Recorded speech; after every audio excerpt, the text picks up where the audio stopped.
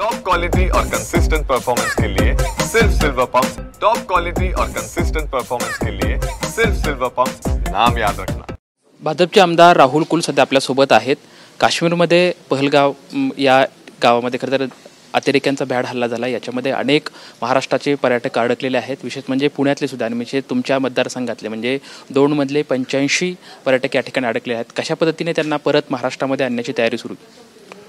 साधारणपणे सगळे पर्यटक हे श्रीनगरमध्ये असल्यामुळे सुरक्षित आहेत असं त्यांचं मत आहे। कर्फ्यू लागला आहे त्यामुळे त्या ठिकाणी बाहेर पडणं त्यांना अवघड आहे, परंतु मनामध्ये त्यांच्या घबराट निश्चितपणे आहे।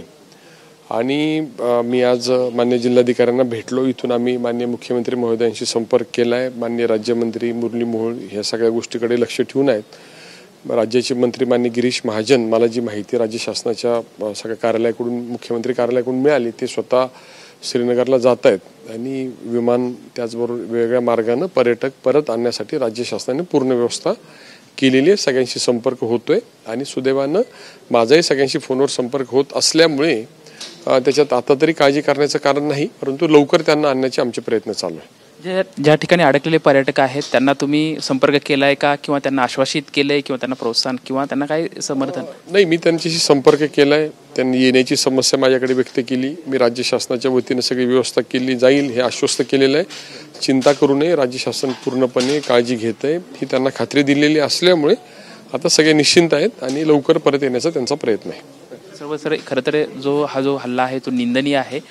कुठेतरी म्हणजे या सर्व गोष्टींमध्ये आपलं जे सुरक्षा यंत्रणा आहे या सर्व सुरक्षा यंत्रणेकडे तुम्ही कसं बघताय त्या हल्ल्याच्या दृष्टिकोनातून? नाही, शेवटी हा भ्याड हल्ला आहे त्याचा मी तर निषेध करतो, परंतु त्याच्यामध्ये सुरक्षा यंत्रणाच याच्यामध्ये योग्य तपास करून योग्य ती कारवाई करतील अशी सुद्धा मला खात्री आहे।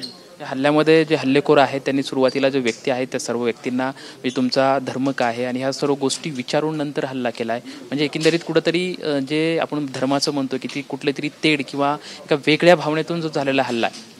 आता जी प्राथमिक माहिती येते ती तशी आहे, परंतु त्याच्यामध्ये जो तपास होईल त्यावेळी नक्की काय घडलं, कुणी केलं, कसं केलं त्याची माहिती येईल आणि त्याप्रमाणे योग्य ते कारवाई केंद्र सरकार करेल याच्याविषयी माझ्या मनात शंका नाही।